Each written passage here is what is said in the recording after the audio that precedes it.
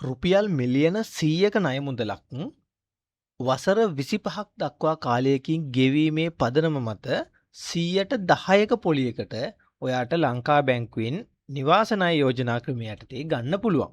එහෙමනම් අපි කතා කරමු මෙන්න මේ පිළිබඳව සම්පූර්ණ විස්තරය.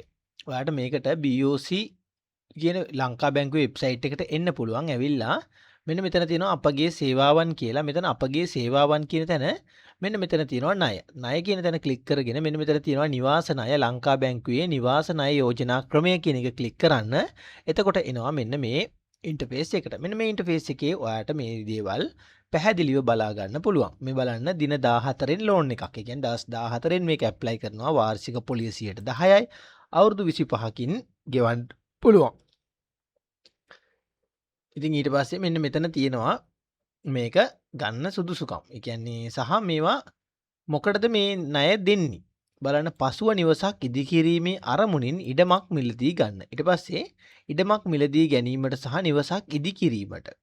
ණය ගැනුම්කරුට අයත් ඉඩමක නිවසක් ඉදිකිරීමට. ඒ කියන්නේ ණය ගන්න කෙනාට නිවසක් ඉදි කරන්න පුළුවන් එයාගේ ඉඩමක් තියෙනවා නම්. නිවසක් අර්ධ වශයෙන් ඉදි කරන ලද නිවසක් සහ සභාධිපත්‍ය ඒකකයක් මිලදී ගැනීමට. ඊට පස්සේ මෙතන තියෙනවා පවතින නිවසක් සභාධිපත්‍ය ඒකකයක් සම්පූර්ණයෙන් ඉදිකිරීමට ප්‍රතිසංස්කරණය කිරීමට ප්‍රතිනිර්මාණය කිරීමට හෝ අලුත් වැඩියා කිරීමට. මෙන්න මේ වගේ දේවල් වලට තමයි මේ ණය ගන්න පුළුවන් වෙන්නේ. ඊට පස්සේ ණය පිළිබඳ විස්තරය මෙතන තියෙනවා. ණය ප්‍රමාණය ඔන්න බලා ගන්න පුළුවන්. ඔයාලට උපරිමයේ මිලියන 100යි. ආපසු ගෙවීමේ කාලය අවුරුදු 25යි. මුළු ලංකාව පුරා ඕනෑම ප්‍රදේශයක ඉන්න කෙනෙකුට මේකට ඇප්ලයි කරන්න පුළුවන්. ඊට පස්සේ මෙතන තියෙනවා සුදුසුකම්. ඔයා ණය සඳහා ඇප්ලයි කරන්න තියෙන සුදුසුකම් මොනවද? වයස අවුරුදු 18ට වැඩි ශ්‍රී ලාංකික පුරවැසියෙකු වෙන්න ඕන.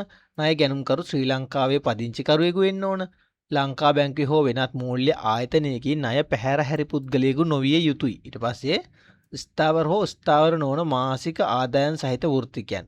රජයේ ස්ථිර සේවකයන්. ව්‍යවස්ථාපිත ආයතන වලින් සේවකයින්, පෞද්ගලික අංශයේ සේවකයින්, ස්වයං රැකියාලාභීන්, ගොවීන් සහ වගාකරුවන්. මේ කියන්නේ මේ හැමෝටම මේකේ අවස්ථාව තියෙනවා. ඊට පස්සේ ඒකාබද්ධ නිවාස ණයක් ලබා ගන්නේ නම් සම ණය ගැනීමත් සම ණය ගැතියන් සමීප ඥාතීන් හෝ දීපල මිලදී ගැනීම සංවර්ධනය කිරීම සඳහා ඍජු උනන්දුවක් දක්වන පාර්ශවයන් වෙන්න ඕන. ඊට පස්සේ මෙතන තියෙනවා නිවාස හෝ මහල් නිවාස විකිණීම සඳහා ඉදිකිරීමට. ඒ වගේ දේවල් වලටත් කරන්න පුළුවන්. ඊට පස්සේ මෙන්න මෙතන තියෙනවා අත්තිකාරම් අනුපාතය, අරමුණ සහ ණය මුදලේ ප්‍රමාණය. ඔන්න මේක කියවලා බලන්න.